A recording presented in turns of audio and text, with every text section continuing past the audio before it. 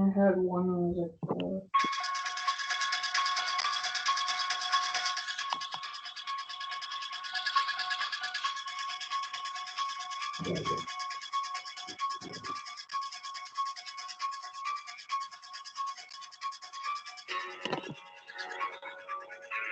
All right, I'm going to take this off now, but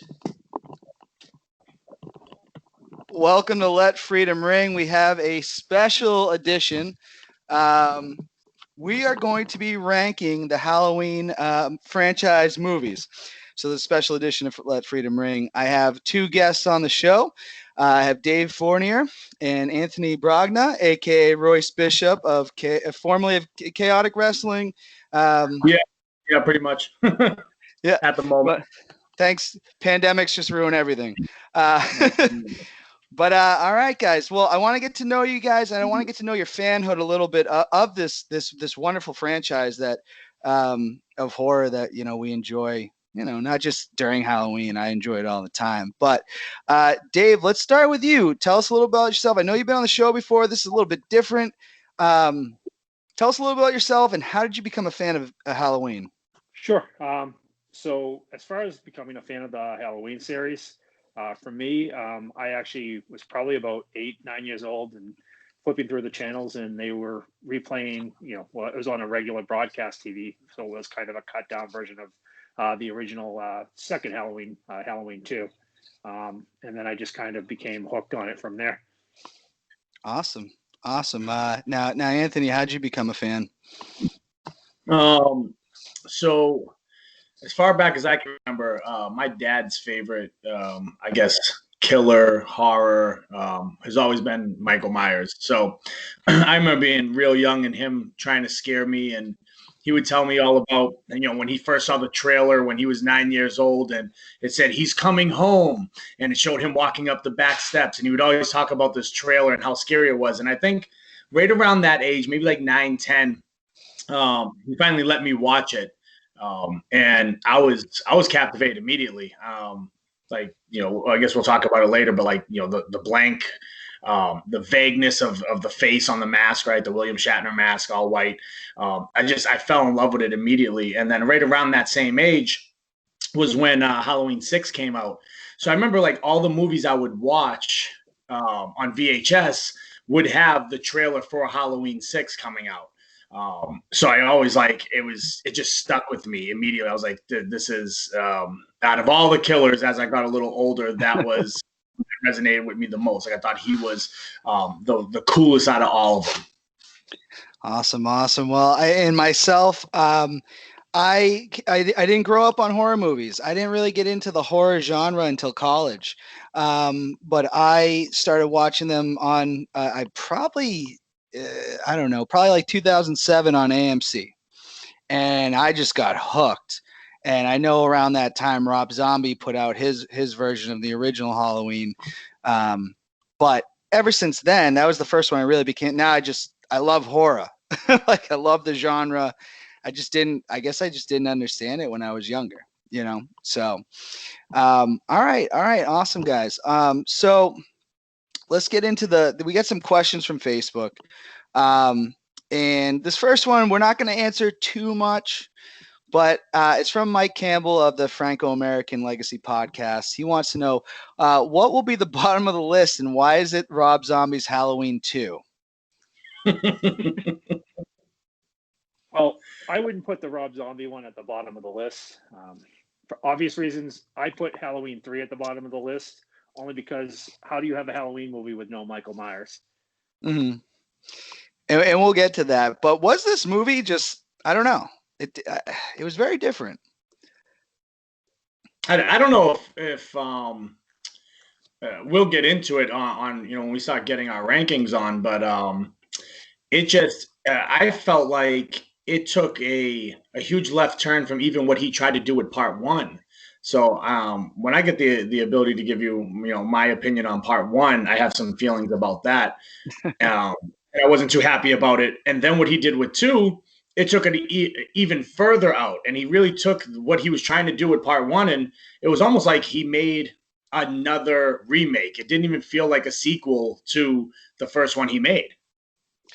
Yeah, no, I agree with it. It kind of reminded me of like, not totally, but like kind of what Star Wars did was like, oh, we got an idea going, trash. We're just going to trash that idea. We're not going to continue that. So, Mike, we will get to the rankings. We want to answer your question. That's a tough one to answer right now because we have a lot to go over. I have a comment from Justin Del Rio of Nerds of Wrestling. I'm sure you guys are both familiar with Justin. Says he wishes he could do it too. Justin, we'll maybe get you on some other kind of ranking at some point. From my friend Dave. Drop his ranking in the comments. Have him drop his rankings in the comments when this comes out. I'd love to see his rankings. Yeah, he could totally do that. I'm curious. I'm arguing with anyone who disagrees with me because this isn't an opinion. These are what I'm going to tell you is going to be facts. These are the facts that are rated. And if you disagree, then you're just wrong. Love it. I will throw that out to him. I did invite him to rank the Jasons. The Friday 13th, but he said he hasn't seen enough of them. So, we can all just say Jason X was the worst at the bottom of the list. Jason in space. Oh, without a doubt. That had like a weird softcore porn vibe to it.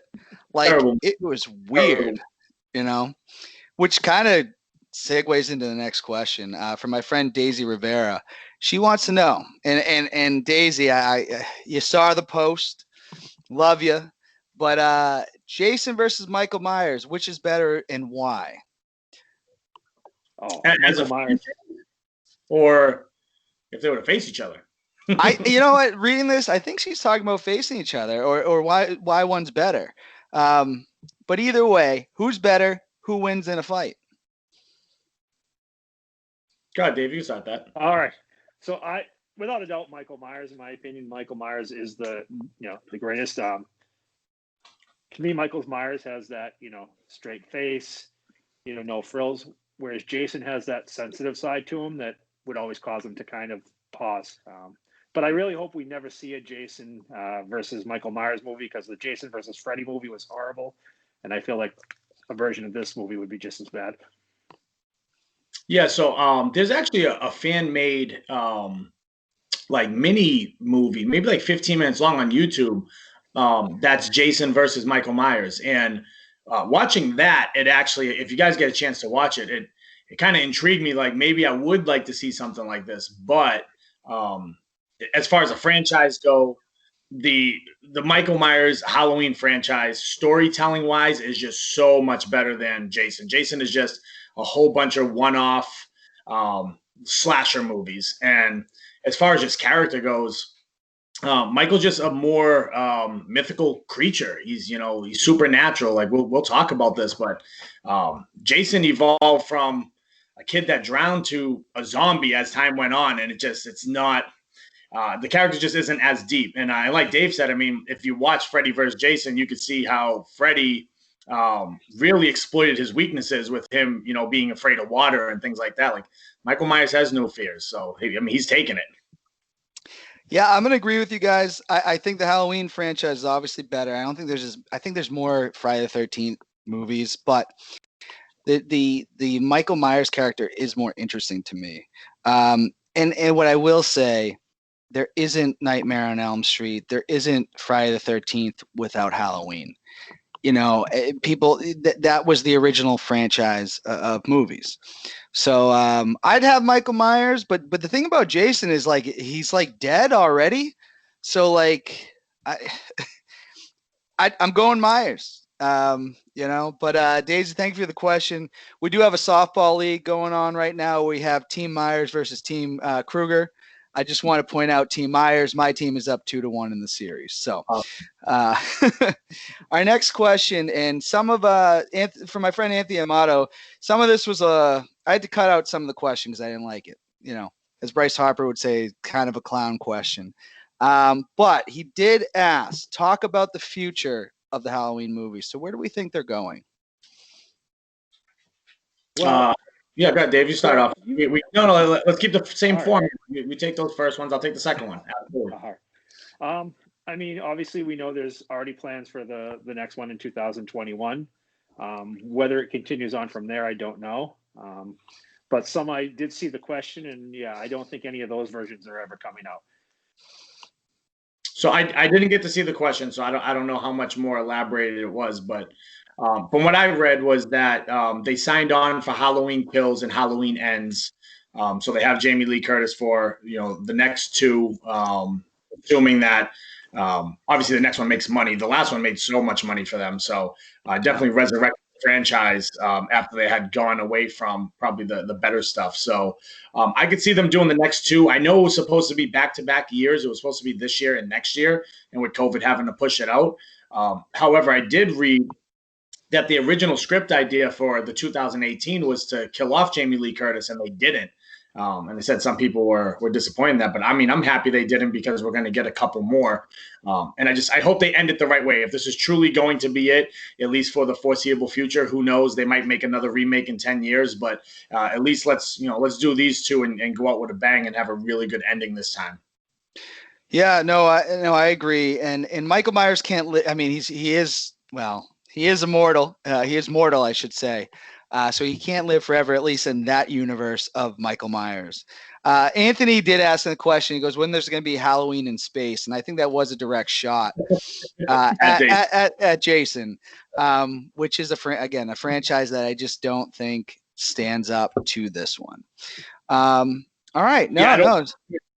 With John Carpenter and Mustafa being part of it, I don't.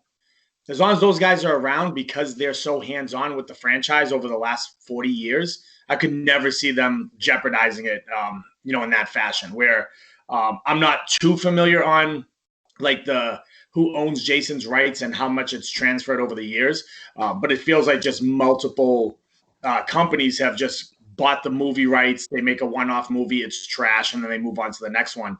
Where I feel like just people that are producing Halloween, even Rob Zombie, was honored to make the movie, right? So I think it's one of those things, that franchise is just, it's so timeless and people care so much about the movie that they're making. I can't see them going that deep with something like that. And before we get into it, I'm going to ask this question because in these new Halloween films, you have Danny McBride tied to it. I don't think he was the total director, but you've also seen Jordan Peele getting into the horror genre. What's your guys' takes on these guys that have been like comedy geniuses, but also showing how good they could be at horror movies?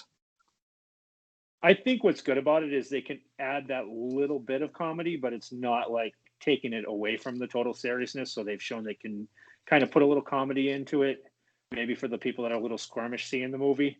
But they also are able to kind of keep it on track and still make it that, classic horror movie it is. And I think, like Anthony mentioned, it's good that, Carpenter has that say in it, because as long as he has a say in it, he still keeps it, true to form.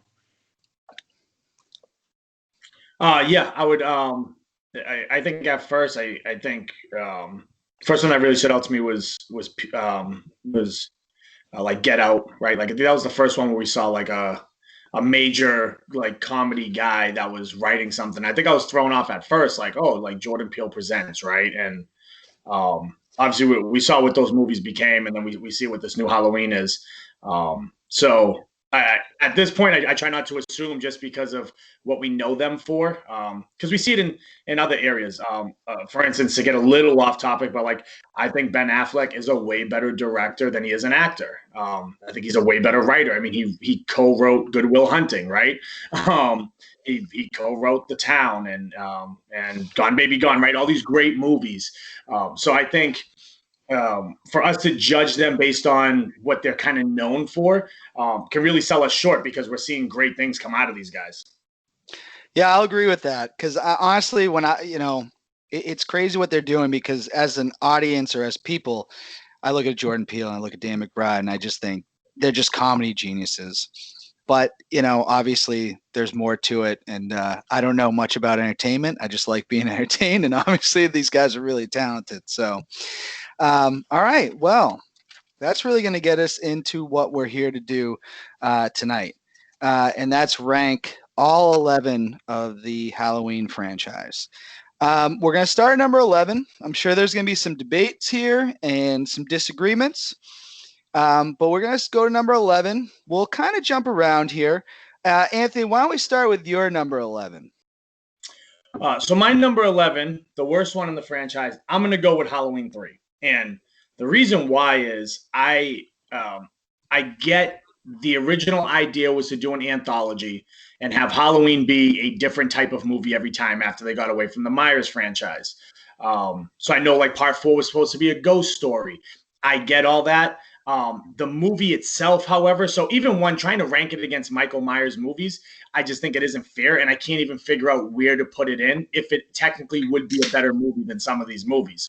But the movie itself, I don't find to be entertaining. I think the main character is extremely boring. I'm not behind him. I think the story of little kids dying on Halloween night is a good basis of a story, but the idea of like some mastermind that is trying to do this all with technology and masks, like I don't know, like it kind of missed it for me. And then on top of that, so I would say to finalize it, the kills, like the death scenes they're atrocious. Like I get it, like the era that it came out, but watching it now, it is extremely comical. Where you watch some older movies and the kills in it are nowhere close to as bad as the stuff that's in this movie. All right, fair. I don't have that as my number 11. Dave, what do you have? Yeah, so I'm gonna have to go with Anthony on this one. 3 was definitely the worst. Starting out, like I had mentioned a few minutes before, to me, the Halloween franchise, and I realized at the time this was made, like Anthony was saying, there were plans to have it be kind of different every time, but it just wasn't the Halloween, movie. But then, even if you take out the fact there's no Michael Myers, to me, I really never understood the plot of the movie or what the whole plot was. What always sticks into my mind with that movie is the little jingle from the commercial. 8 more days till Halloween. That's like the only thing that which is London Bridge is falling down. Yeah. much, yeah. But that's the only thing that I actually liked from the movie. Everything else was just, there was no good acting. There was just no plot in my mind. I still can't figure out what the plot was. You know what? To add on to that really quick, the one part that I really liked about the movie was that they were playing Halloween, the Michael Myers version, on a TV in one of the scenes. If you guys go back and watch it, because that movie was supposed to be made to be fictional at that point. But I think that was a little Easter egg that I did enjoy in the movie, was the one time that they paid homage to the previous Halloweens. Well, and some of the criticism I've heard about that particular scene was, what universe are we supposed to be in? So this is the universe. So we're saying that, which gets weird with movies, that we're saying, because in the actual clip they say I think it was like the Halloween classic or I don't know, something along those lines. But wouldn't it be more interesting if Michael Myers is in that universe too? I don't know.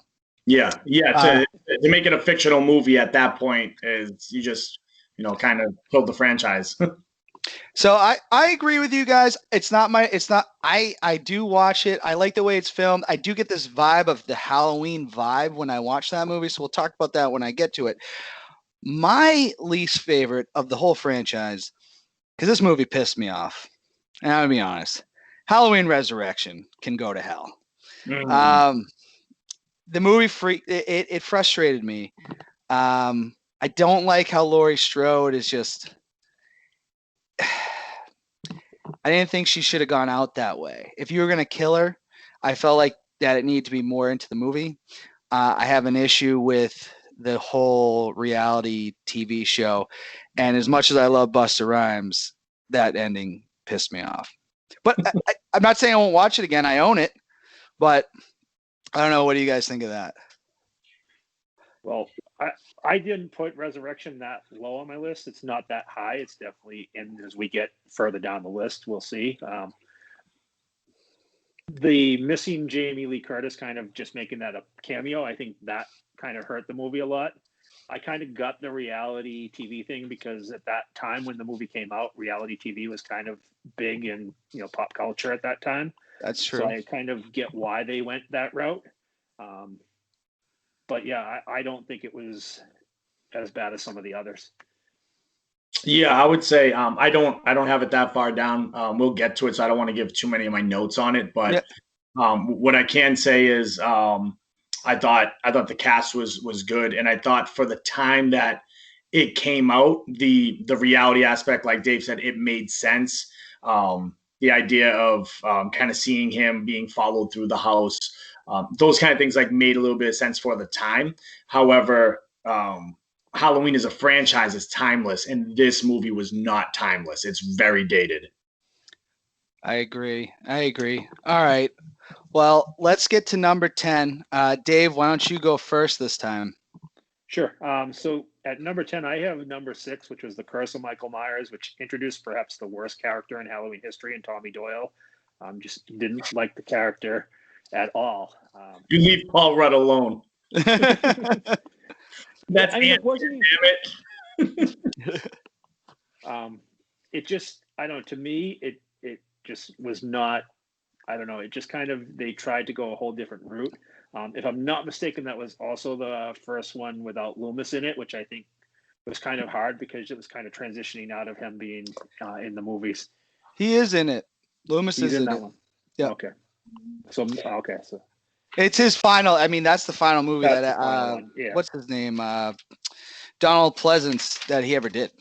Okay. For some reason, I thought that was 5, but that makes sense. Yeah, no. I'll go next on this because I agree with you. I have The Curse of Michael Myers, but I'm going to tell you why I have it so low. Okay, here's the credit that I give to the movie. The mask looked great because they kind of got away from it. The mask looked really good in that movie. Michael Myers as a whole looks pretty good. He's pretty badass again. There's some weird stuff in there that I just can't wrap my brain around. I'm also not a fan of like the 90s rock music involved into that as well. The stuff with Jamie, I didn't like. I don't think Michael Myers is also a child rapist or whatever it was. I just don't see, he's a murderer and that's it. And The Curse of Thorn, they weren't left with much. I will rewatch that movie, but I have it really low. Yeah, I hate you guys for that because it's right in the middle of my pack. So I'm gonna wait to comment why I actually liked 6 when we get to it. So I'm gonna go with my next one, which is the atrocity that we spoke about earlier, which is Rob Zombie's Part 2. I got some notes on this. So what my gripes about this movie is the story is atrocious. It completely got away from the remake he was trying to do. I understand the success of the first remake allowed him to be more Rob Zombie in the second one. It gave him more power. But the idea of his hallucinations and seeing his mother's ghost that enrages him and gives him the power to kill people, where he walks around with a beard that's bigger than mine and only puts on his mask when it's time to kill, is just not Michael Myers. Now, as a movie, it isn't a bad movie. It could be another killer. And that's what I'm going to say about Part 1 when we get to that, is it is a new take. I get it. But let that be somebody other than the most iconic serial killer of all time, which is Michael Myers. You know what, and that's a good segue because I'll lead number 9, Halloween 2, Rob Zombie. The vibe of that movie is I put my wife in every movie, and this time, no matter if it makes sense or does not make sense, she's going to be a major character in this movie, because that's what Rob Zombie does. He gets her in his movies. He's very loyal to not just his wife but other actors. And she's not bad. No, like the other movie she's been in, she's not bad. But yeah, what he did here. Well, the other thing I think is, she was dead when Myers went loose in the first one. Why was she not part of his psyche then? I guess you could. It goes with the theory of what I was saying, where it's like he reinvented his own reinvention of the movie. He literally took the spin-off and then made a separate spin-off and just said, basically, I'll make 2 different versions of Michael Myers. Yeah, no, I totally agree with that. And the other problem I had with this movie, the dream sequence was really, really long. And you thought it was part of it. And then it was like, well, I don't know the exact time, but it felt like maybe 40 minutes. of a dream sequence is a long time when you're investing your time into a movie. Absolutely. You know, I think I felt uncomfortable watching, his mother's ghost hold Laurie Strode down while he's standing over her and she's kicking and no one's there. And I'm just watching it like, what is going on here? Yeah. It's he didn't have like a horrible idea. He didn't execute it. He didn't execute the idea well. And he also, I don't even remember that movie it was released in 2009. I don't even think there was a commercial for it. I remember seeing it in theaters and I walked away disgusted. I was just so upset. When we started talking about like my fandom, you probably can't see it here, so I won't even try, but the whole back of my tricep, I have a giant Michael Myers tattoo. That's awesome. So my fandom is it's through the roof. And to see what he did to my favorite character, like I said, just make a different movie. Just make up a total new killer. Just be creative. And why use the Halloween name on that? And why do that to Michael Myers and John Carpenter and all the work they did creating that franchise? Yeah, I agree. I mean, overall, yeah, it's got to be at the bottom of anybody's list. I want to see what Dave is on this one. Yeah, I actually also ranked that at number 9. Yeah. I will say, and without getting into the list of where it's at, I thought the original Rob Zombie one was a good remake. And I had higher expectations for this one and just became extremely disappointed in just the way he changed the character and seemed to get away from the whole story. Like, when he did the first one, he tried to keep some of the story and keep that continuity going so that at least it was a remake, but at least for, fans of the originals, it's still kind of straight true to form. And then it was like this one, I don't know if it was, he didn't have as much say from, the original creators or what it was, but it was like he was trying to tell his own story. And maybe if he had done it a little better, it would have been more of a success. Yeah. It is kind of a disaster. If you really want to break it down, it's kind of a disaster. Anthony, what do you have at number 9? So I'm going to follow the trend, and I know probably people would disagree with this, but I put Zombies' first original remake at number the next one. What are we at? We're number 9? We're number 9, yeah. Wow. So let me explain myself. When the movie first came out, I was a fan. I did enjoy it. It was a new take. And as I watched it more, so I did wait for it to come on TV. My oldest son, Juju, he's 12, and he's a huge Michael Myers fan, as I am. So he only watched them on AMC so he could see the edited versions. And that was not the movie I wanted to introduce him to the franchise. So when I look at that movie, it just hasn't aged well with me. Every time I watch it, there's more and more things I pick out that I don't like about it than that I like about it. So, for instance, the whole first act, almost the first half of the movie with the backstory, what made Michael Myers so special to me was the supernatural ability and why he did the things he did and that he was the Shape.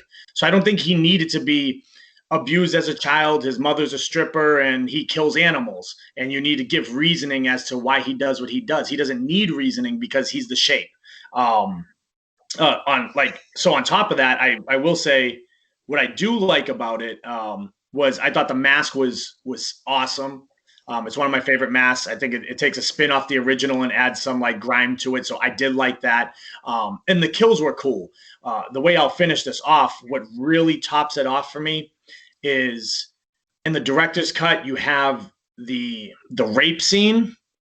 And like these guards coming in and messing with his mask and just like, I don't know. It's just weird to me. Like, I get it. He's not the serial killer yet. He hasn't broken out and become like the Michael Myers yet, but he's still in there as a murderer.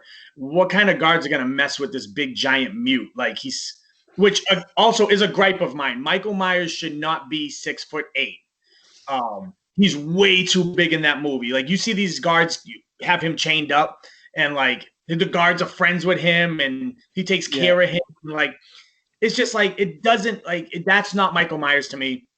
And Michael Myers being the guy who's 5'10" and can lift you off your feet is way more intimidating than some giant 6'8" guy like that. Again, that's no creativity. It's let's make the most powerful serial killer all time. Also, the size of LeBron James.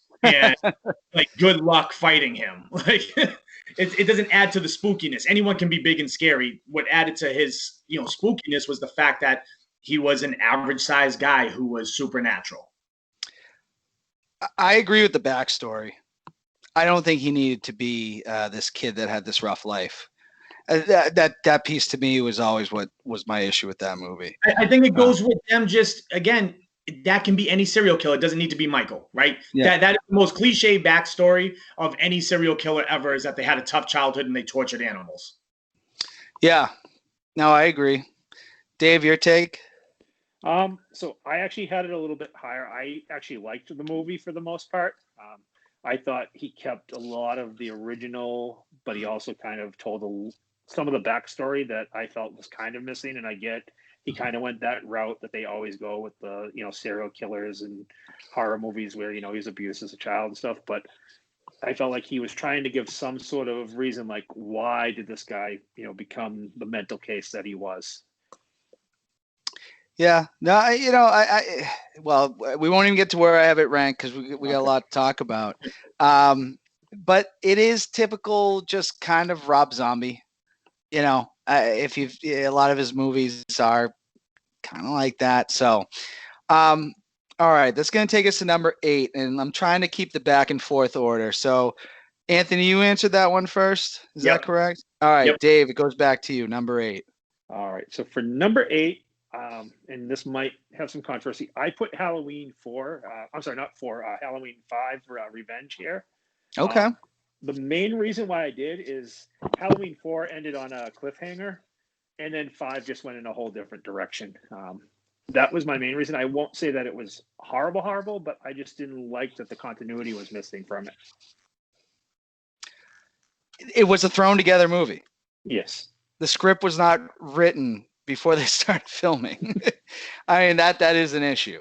Yeah, and it definitely showed. It seemed just like a very thrown together, like, okay, let's just get it out there, and where it goes, it goes. And can we all agree on this? I think we'll all agree. Is that the worst of the Myers masks? That was freaking horrible. By far the worst. It's by far. I mean, the neck is stretched out. I mean, it doesn't even it doesn't tuck in the shirt. It's like. It's horrible. Terrible mask. I actually have a note here. My first note on it as I'm looking at my notes. Terrible. I always wonder, was it like a money thing that they went with a different mask? They didn't know what the hell they were doing. That's what happened.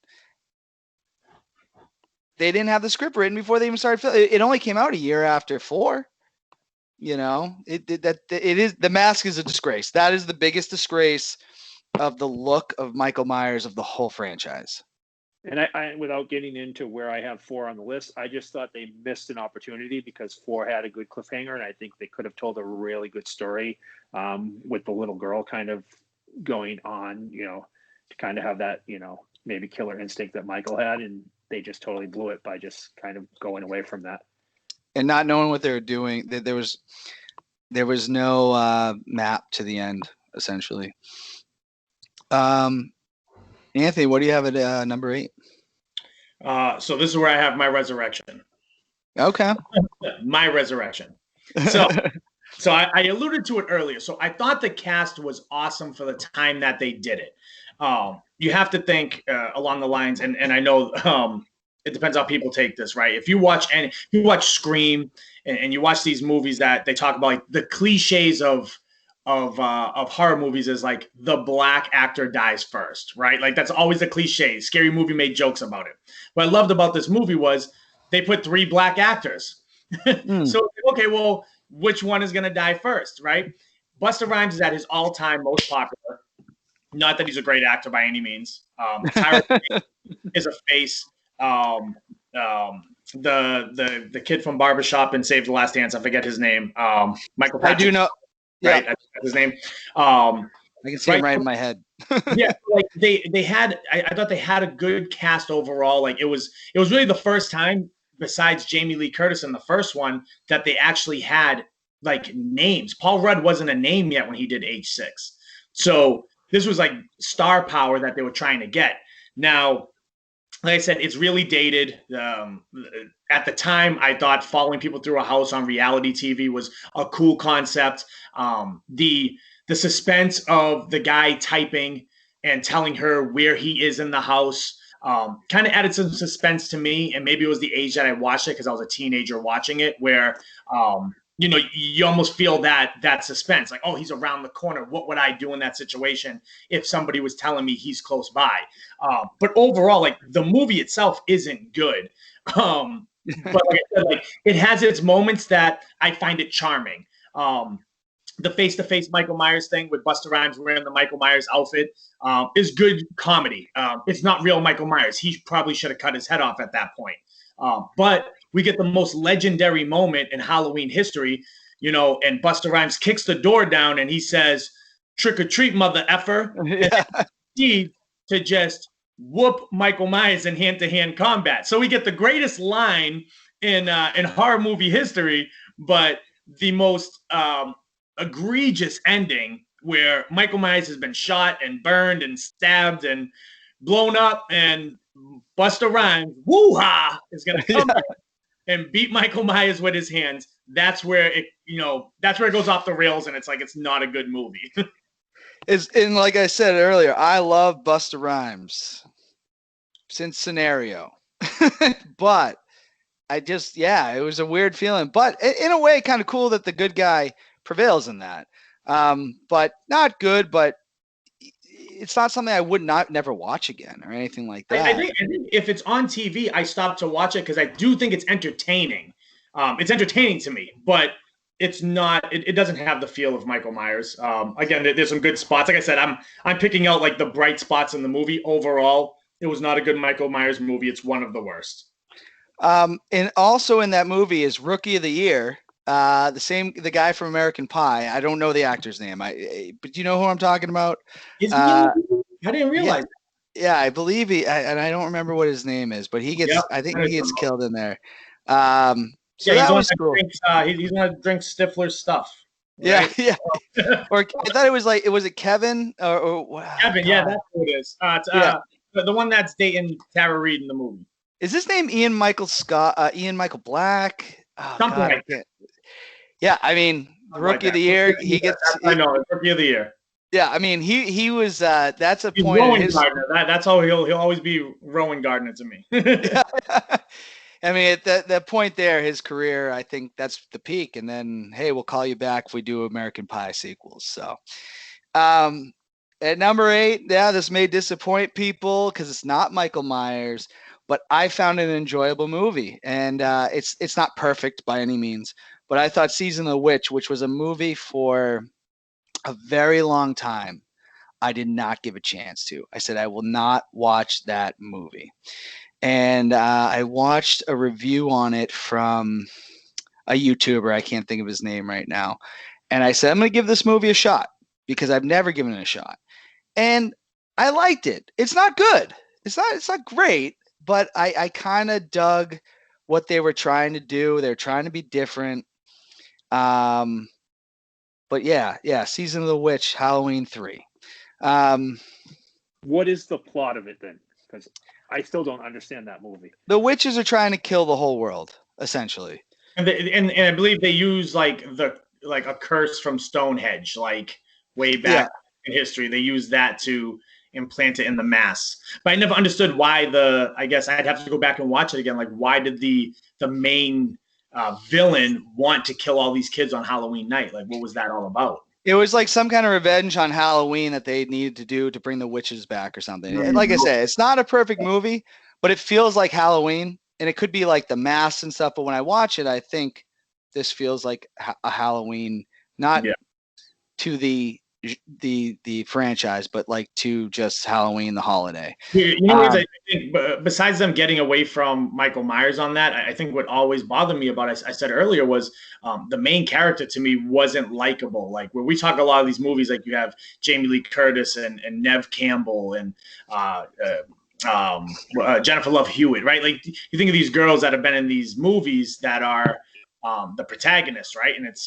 And they're likable characters that you want to see win. I couldn't care less if this guy put on the mask and died himself. Now, I agree. He's not, he's hooking up with this girl that's much younger than him. He's a Oh, yeah. doctor. He is a doctor that all of a sudden's like, I have to figure this out because this guy died in my hospital. It is not a perfect movie. I do really like that actor. He played Mayor Lowen in Oz. I do like the actor. Maybe that's where part of my bias comes from. But overall, you needed Michael Myers. And they try to do something different, and I applaud them for that. The execution wasn't great. Agreed. And I keep trying to give it a chance. Every year I say, I'm going to watch this movie again and just see what I can find. And usually I watch the jingle, and then I'm like, okay, I've seen what I needed to see. I'm turning the 8 channel. more days till Halloween. It's yeah. I just find it's not great. I just do like him over some of the others. I do love them all. So, all right, that's going to take us to, I believe, number 7. I think Anthony, you go first here, or did you just go first? No, I went first on that last one. So. Yeah. Okay. Yeah. Yep. I think I'm up. So, my next one, which I think was Dave's last one, which was H5. So Halloween 5, we talked about it earlier. The mask is terrible. We're one of the worst masks in the franchise. The picking up where part 4 left off, in the sense of like him getting shot and falling in the mine shaft, and I thought that was cool because that reminded me of the continuance from 1 and 2. They did the exact same thing with 4 and 5. So it's like they're trying to make 4 and 5 that same feeling that we got in the originals. But like the idea of, a hermit finding him and nursing him back to life for him to then kill him a year later. I'm not. I don't know. I didn't like it. I didn't like that Jamie was mute. Dave talked about it earlier. Jamie Lloyd being mute throughout the whole, half of the movie. They really dropped the ball and missed out on the way they ended number 4. Loomis himself was completely unlikable in the movie. I felt like he lost what made us root for him and want him to defeat Michael Myers. So much to the scene where he's using Jamie as bait to catch Michael. And it's really cringy. Like, here's this little girl, and I know he's not trying to put her in harm's way, but I'm not enjoying watching that. She has I think where she wants, I don't know if she's giving up or she's playing mind games or what she crawls in the coffin and he goes over to kill her and she says, "Uncle," and it makes him kind of straighten up. And then she asks to see his face and he sheds a tear, and then she touches his tear and he loses his mind. And it's like, who is this guy? Like, that's not Michael Myers. He's not why is he crying over this little girl? Like, just stab her and end it. Like, that's who Michael Myers is. So why is he being so vulnerable? Like, he wasn't that vulnerable when he was trying to kill his sister. So now he's trying to kill his sister's daughter. And all of a sudden it's like he's showing some sort of, human. And then on top of that, truly part 6 wasn't the introduction of the Man in Black. It was the end of this one. Yep. So, the ending is it's atrocious. I mean, the Man in Black comes in and he shoots up all the cops and blows up the prison cell and they escape together while she cries. Like, come on. Yeah. I'm gonna. I don't even know. The reason why I have it so high on my list is because it still has that 80s feel to it. So I put it ahead of other movies. But man, just talking about it frustrates me on how bad they missed the ball with that one. So I'll go next on number 7, which I also have Halloween 5, The Revenge of Michael Myers. Now, it's not good, but it's something I can rewatch. Now, I don't care about the characters he's killing. I do like the kill scene in the barn when he kills the 2 people, the girl and guy hooking up or whatever. I like that. And then when the other girl comes in, I enjoyed how freaked out she was when she saw it. Big issue I have with this movie. Rachel was a big character in the 4th one. Yeah. I think Rachel. I think I have that right. Yep. And Rachel's like almost like the older sister to Jamie. Yep. You kill her in the first half hour? Which is the same mistake they made with Resurrection, killing him, beginning. It's just it's weird. A main character like that, and you kill Rachel, and then and you're left with her friend Tina, who no one has a connection to. Like, Tina sucks too. Like, kill her as well. And I will say this, in horror, when I'm invested in a character, I'm more scared. If I don't care about the character, I don't care when they get killed. So that was a big mistake. There was a point at the cops, they played this like Joker music when they were looking in the house, when she thought Michael was in there, and then she came out. That was really bad. Now, here's where I kind of disagree with Anthony. I like, in a weird way. Now, I thought the shaft scene with Jamie was just too long. And I fast forward through that because I'm like, this is dragging. When she said, when she's talking about the uncle and he actually takes the mask off, and it did show a human element of it. And then he snaps right back out of it. I kind of did like that scene. This is a movie that I can't say that I love, but it is in it, and I do rewatch it. I've rewatched it a bunch of times, but killing Rachel the way they did, ultimately what pissed me off the most about this movie. Dave, what do you got for number 7? This is where I put Resurrection. Oh, Like I said, okay. I didn't think it was the worst. Obviously wasn't in the top 5 either, but like I said, I understood where they came with the whole, living in their reality, living in his, childhood home and seeing if they could spend the night there. I kind of got that whole idea, just because the reality was big at the time. I didn't think it was bad. I think this was kind of like one of the first movies in a while. We hadn't seen the franchise in a couple of years at this point, so I think that was true. another reason to look forward to it. And I didn't think they, overall did a bad job with it.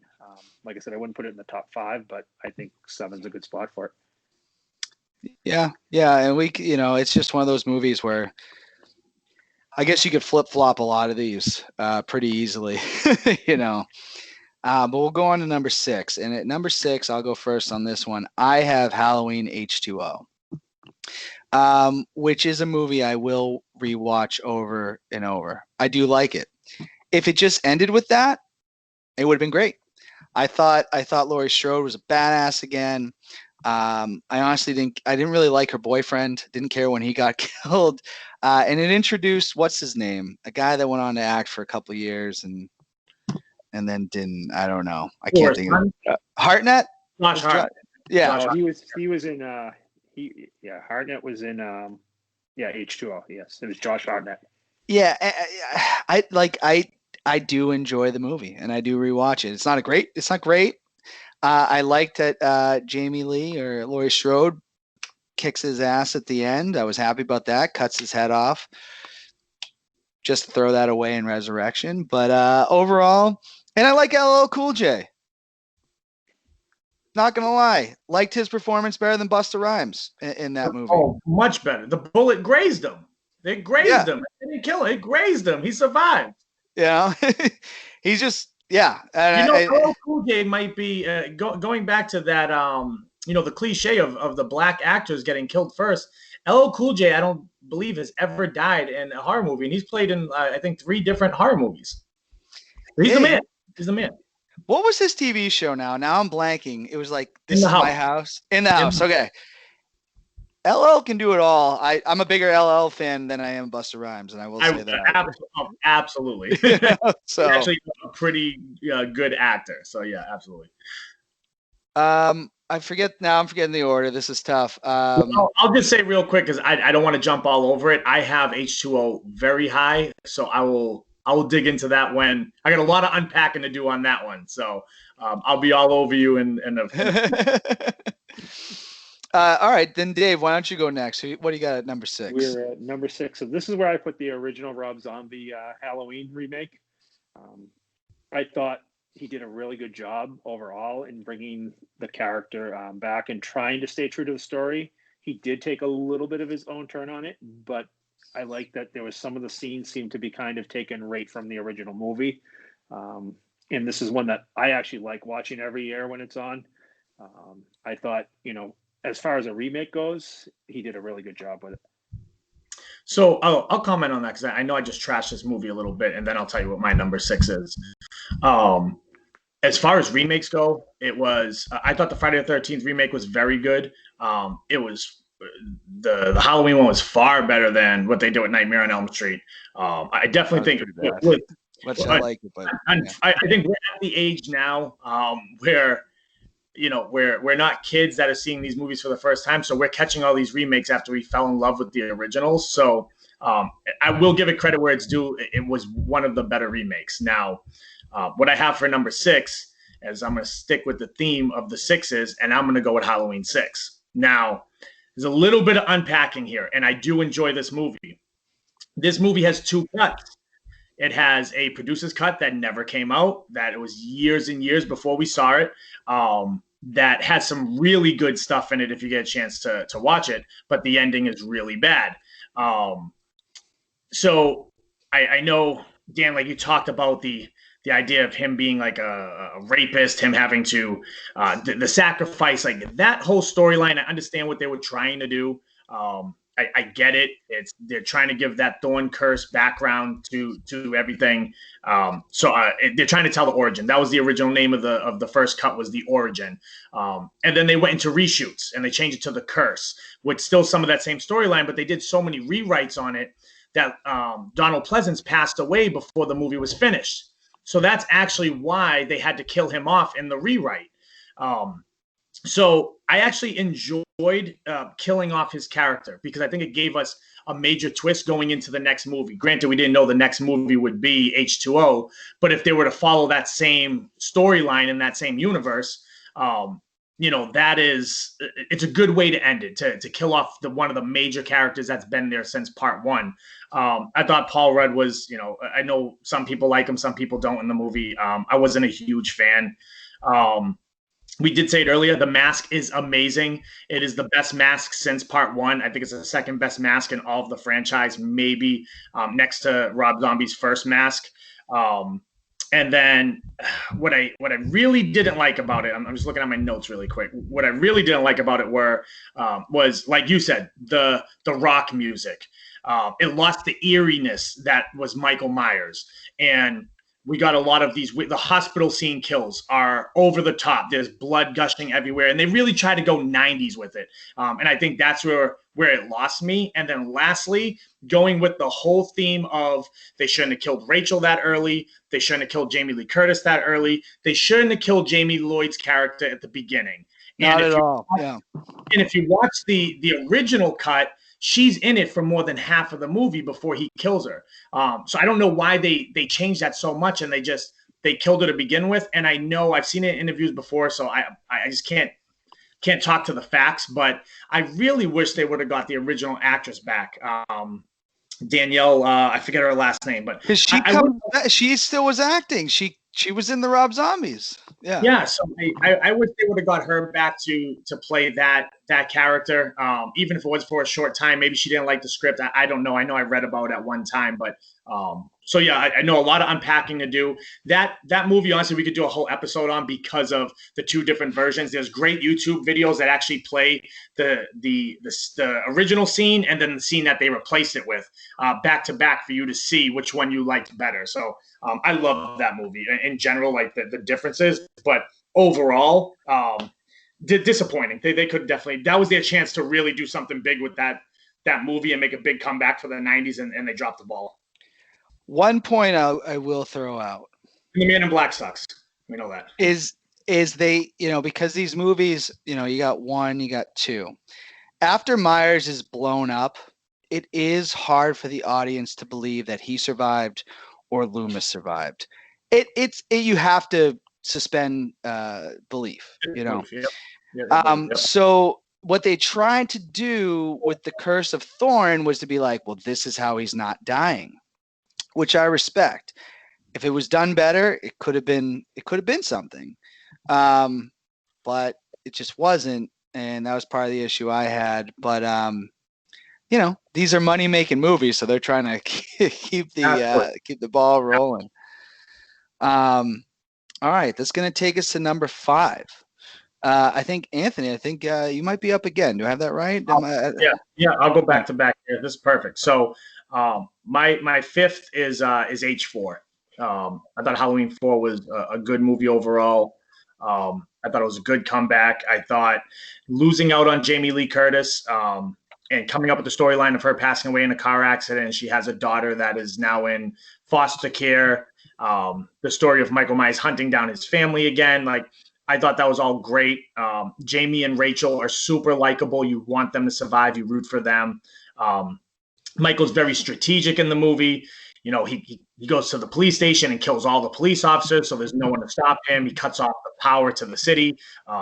Like, just really cool stuff. The idea of the lynch mob chasing him down is awesome. I've always thought that in horror movies. If you got one serial killer that you're running away from, what would he do if he ran into a group of people that were trying to fight him back? So I like that. I like that leading into the ending. The ending was really good in that sense, just with him dying. And then on top of that, the ending with Jamie becoming the murderer, right? Like touching him, getting the curse passed on to her, and killing in the same fashion as Michael in part 1 with the mask, the view through the eyes.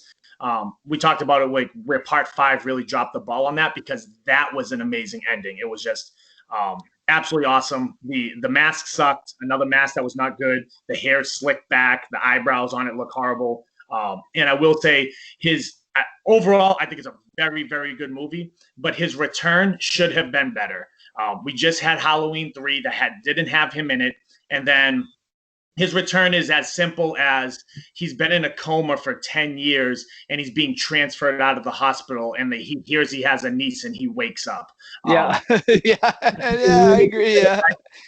Just a little bit better writing for him to come back after, we had just missed him for a whole movie and people clamored for him to come back. They wanted him back so bad that they had to redo the franchise again. And that's the best they could come up with, was that they were transferring him from a hospital and he woke up because he heard he has a niece.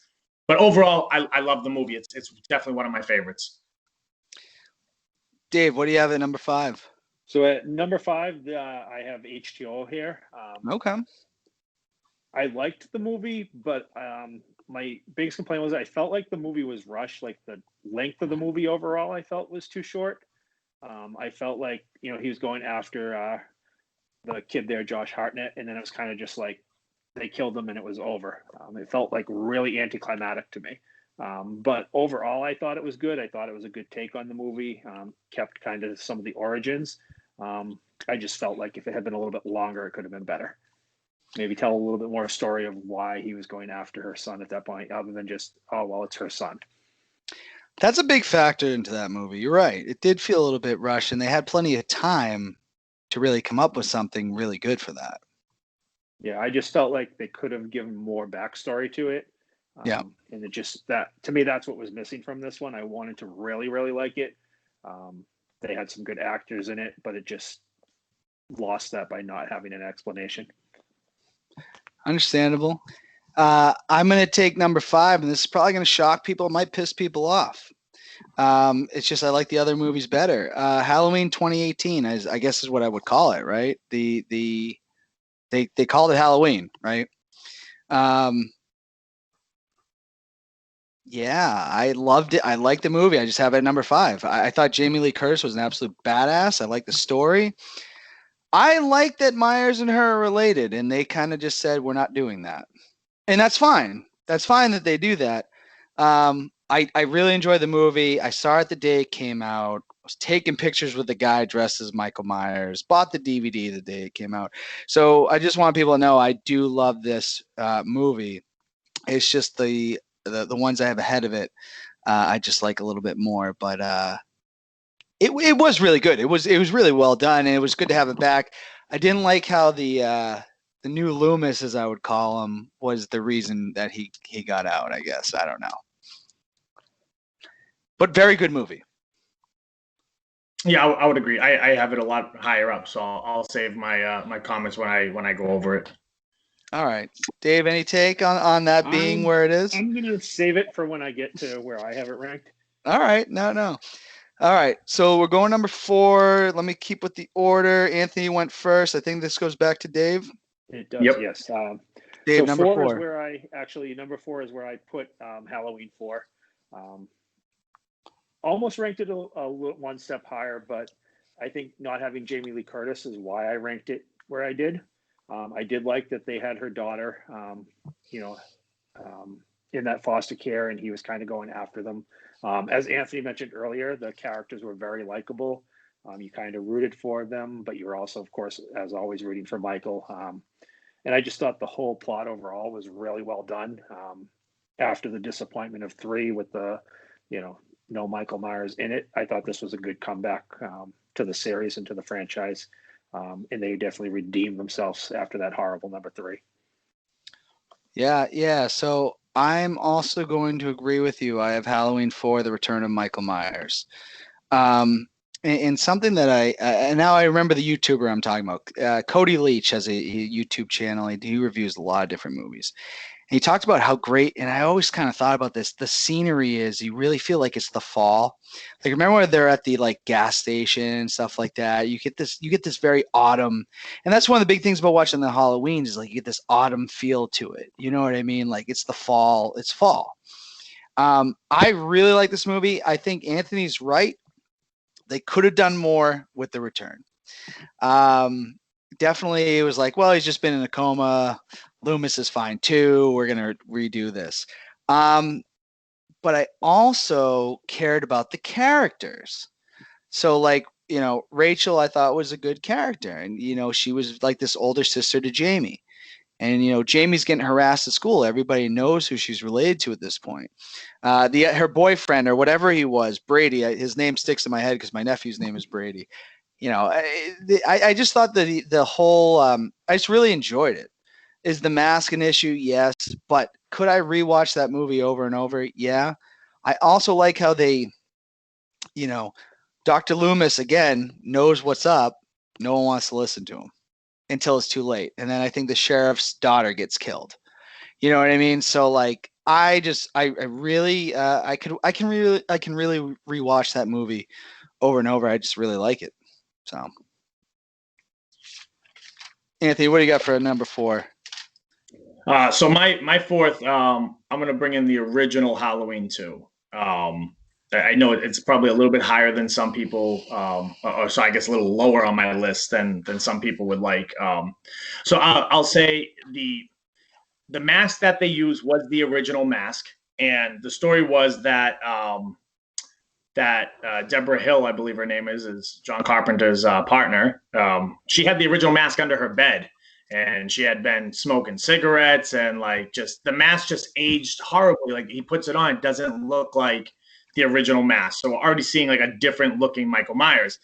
That was probably the only negative that I have about the movie. Other than that, they got a little bit more gory with the killings. The jacuzzi killing's really cool. You know, it's I love the atmosphere of the hospital. So now this gets away from what we love about Michael Myers, which is that autumn feel outside, and they use, you know, that cool color screen where it's like it feels cold when you're watching it. But the idea of an empty hospital at night, dark, is very scary. I mean, if you ever walked around a hospital like in the middle of the night, it's not where you want to be. No, it's definitely scary. You know, running, doors are locked, you don't know where to go. Like that chase sequence kind of thing is I think is really cool. I think the idea, so we were talking about previously, like you said, on 2018, where you didn't like that they got rid of the sister element.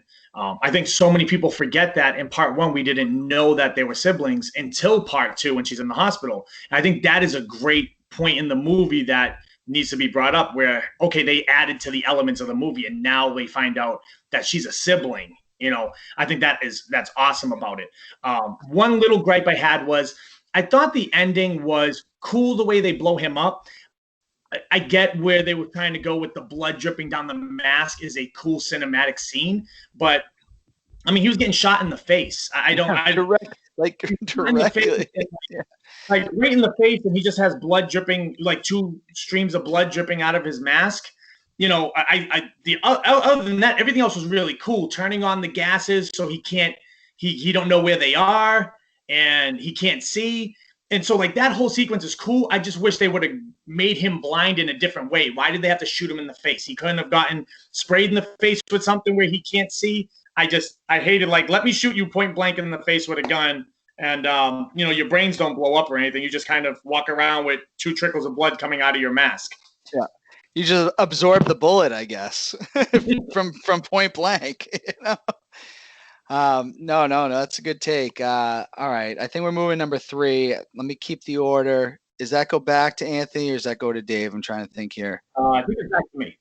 All right, so back to you for number 3. Let's go back to back, and we'll talk about what became the new number 2, which is 2018. So a lot of people, if you're not following the timeline of these movies, there's 3 different timelines to the movies. You have 1, 2, 4, 5, 6. Then you have 1, 2, H2O. 4, 5, 6, and then 1, 2, H2O and Resurrection, and then you have 1 in 2018. So I enjoyed 2018 a lot. I thought the aging of the mask was really cool. The feeling overall felt like the original. It had that same feeling. The score was very similar. Like, John Carpenter really brought us back to what made us love Michael Myers in the first place. The evolution of Jamie Lee Curtis' character. I wish she was related. I agree. She should still be related. Because I don't understand, why is he going after her 40 years later now? Like, he is that obsessed because he didn't get to kill her in 1978 that he has to go kill her. I didn't like that aspect of it. But like, the playing on the mental anguish of being 17 years old and someone tries to kill you, and then for 40 years you're just kind of planning on him coming to get you again, and like that obsession, and her going crazy and her drinking habits and all. Like, I thought that whole story was really cool. One scene I really liked was the scene where they're in the yard and the motion lights keep going on and off and he gets closer and closer. That is old Michael Myers feel to me. So I thought that aspect of, like, that supernatural aspect of him is great. I wish there was a Loomis Jr. in the movie. Yeah. Like, I wish they would, like, maybe the main character, like the main doctor, could have been a Loomis Jr. The doctor they got, I know you talked about it. I hated him. I didn't like the way he became obsessed with Michael and put on the mask and all. That was really weird. I think they kind of got off track with that one. Comedic timing with I will say, with the kid that was being babysat. I laughed so hard. That kid was hilarious. I love comedic timing and horror movies. I think having that little comedy, that little laugh, makes it that much better of a movie. And I'll end it with planning to kill him. I think it was an amazing part of the movie. That's why I like the movie so much. Is I love that over the last 40 years, like, she planned booby traps and everything she could possibly do, so that when he came back, she was going to be ready for it. So it's like almost top of my list. I loved it. Is Laurie almost like just as good a character as Michael in that movie? Because she's so layered at this point. Absolutely. She's in her 60s, I think, at least late 50s, and she's obsessed with something that happened to her as a 17-year-old kid. Like that, it is a wonderful movie. It really is. And you know, it has its flaws, but yeah, I totally agree. It's really good. So at number 3, I also had 2018.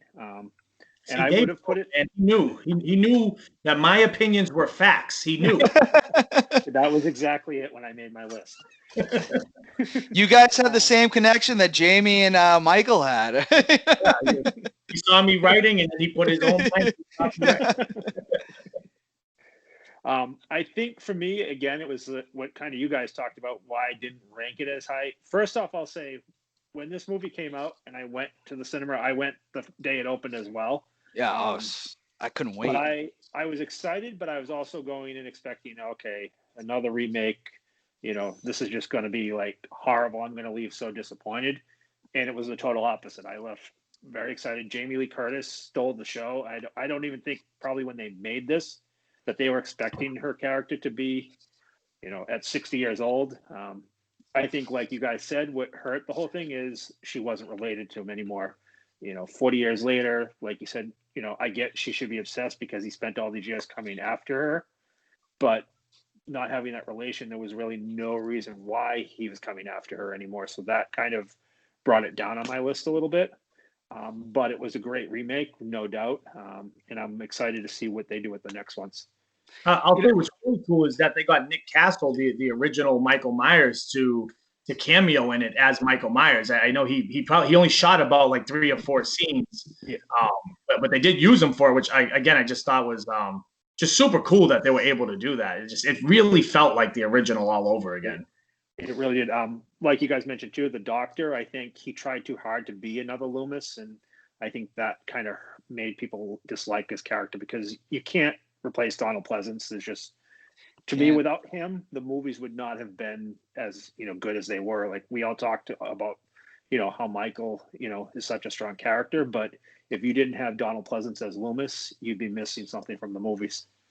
Absolutely. I felt that way about Malcolm McDowell in the Rob Zombie movies. Like he's a great actor, but I didn't really like his portrayal of Loomis either, especially in the second zombie one. I thought he was like self-absorbed, trying to sell books, and just I didn't like him. I think Donald Pleasance he's such an iconic character in that franchise. And also in 2, they just kind of decide we're going to change the character completely, which is another thing they did. Yes. One takeaway I do have from that movie too is how much the times have changed. At the beginning, it's like the 2 people that went to visit Michael in prison, they were podcasters, right? If you look back, podcasts, that's what have we been doing podcasts for? 5 years, 6 years, 10? I don't know what it is. I mean, a lot of people call this show a podcast. No, it's a YouTube show. But times have changed so much. And I thought it was very interesting. That was an interesting part of it, was that 2 podcasters were the reason they kind of got him going again, and the times have changed.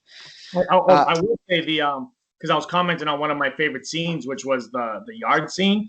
Also the garage, the bathroom scene when he has the teeth in his hand and he reaches over and just, that was like, again, it added such eeriness to him that I felt like you lost as we got more and more sequels.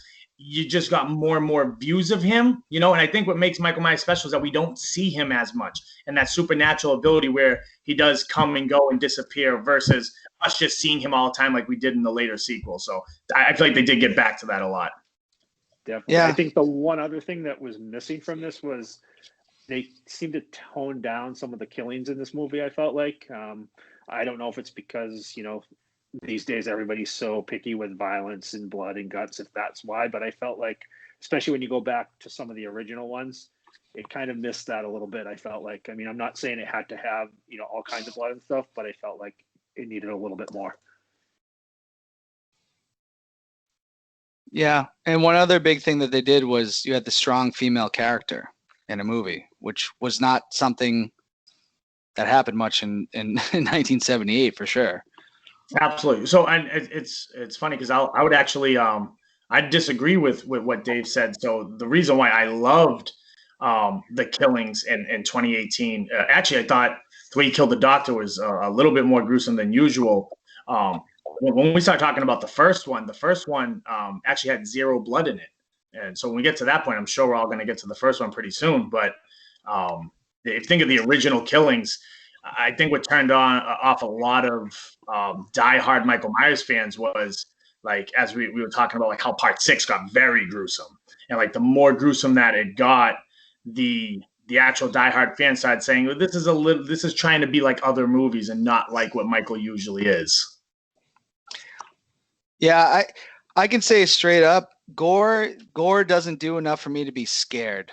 That's not what's scary to me. I don't need gore.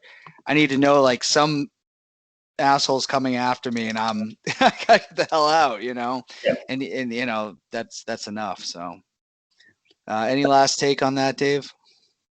No, I mean, like I said, I'm not saying it needed to have a lot more, but I just felt like, it wasn't, it just seemed like it should have had a little more to me. Fair enough. I'll get to my number 3, which is the original Halloween 2, which is almost, I would say, a perfect horror movie. They took a few years to really do this movie. One issue I had was I didn't know, I still don't know when I rewatch it if I like the continuation to be the same night. I still don't know how I feel about that. Like, I feel like it would have been cool to maybe a year or so or whatever, but it takes place on the same night. I really like it. I like how they, accidentally kill someone. They didn't kill him, but he involved in an accident where someone they think is Michael Myers is dead. They got to check the dental records. No one knows. I thought the hospital characters were decent. I didn't think they were horrible. Obviously, the hot tub scene, you feel bad. She kills the guy. Woman gets her head put in. But I also liked how Laurie's in the parking lot and she can't talk. She sees everybody. She knows she needs help, and she can't get the words out. Also, when someone's a victim, it's kind of, oh, we're going to sedate you after you almost be killed. Like, I can't imagine what that's like. But overall, I think it's almost like a perfect horror movie, and it was a good way to end if you wanted to end these movies, it was a perfect way to do it. But obviously, I'm glad they didn't. These make money. We're talking about them now, so I'm glad they did continue the franchise. But I do love Halloween too. Hey, I would agree. I mean, you just brought it up. I didn't bring it up when I was talking about it, but that gives me anxiety just thinking of being able to scream for help, but I can't scream, and people are right there, and somebody's chasing me. Like that is, I mean, that's what horror is. That's what you're just talking about. It's not always about the kills. Like that suspense and that intensity is what puts you on the edge of your seat. I love that. It's funny that you mentioned. I always loved the continuation because I thought it was different.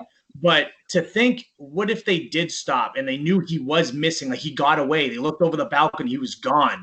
And then she goes to the hospital. She comes back, and for a whole year, she's looking over her shoulder, wondering if this guy's ever going to come back. And then, boom, he comes back a year later. That would have actually been another cool way to take it. That I wouldn't have mind seeing that either. No, I think that would have been a good take on it. I'm not saying what they did was wrong. I'm just saying I just think that would have been more interesting. I've never thought of it that way because I've always enjoyed that beginning to it. But like I said, thinking outside of the box, like I definitely wouldn't have mind, seeing that as the beginning is, waiting a year later. Which would have made more sense from going 4 to 5. I think 1 to 2 would have made more sense. Laurie kind of moves on. Her friends are all dead. How does she feel? I think that just would have been a very interesting story. But what they did was good. Dave, any take on my number 3? I mean, I'm going to obviously get where I rank this one in a few minutes, but I think the whole reason why they didn't kind of go that route is because at this point, I think this was where the franchise was supposed to end. Yes. There wasn't supposed to be another one. So I think that's why they kind of went the route they did with it. Yeah, I guess it makes sense in hindsight, right? It's all in one night, it's over, and they're moving in their anthology to another character that isn't Michael Myers. So it's Halloween night, everything all at once, right? Yes, exactly. Do you think they kind of underestimated how popular Michael Myers really was? Oh, absolutely. Gold mined. I think they thought they would that they were going to be able to make this that anthology that people were just going to fall in love with whatever Halloween movies they did. I mean, the guy that wrote part 3 also wrote the It miniseries with Tim Curry. So they got a great writer for the movie, and it should have did well. But like you said, it's not even just that part 3 was bad, because for some people it wasn't bad, but maybe it was just like you said, they underestimated the power of Michael Myers and how much people actually loved him. I think part 3 would have had more interest if people had not seen 1 and 2. Maybe you might have, even myself might have liked part 3 better than I did. I mean, I just want to kind of put in perspective. We'll get to 2 and 1 in a second. But if you really think about the timeline, so you got 1978, you have Halloween 1.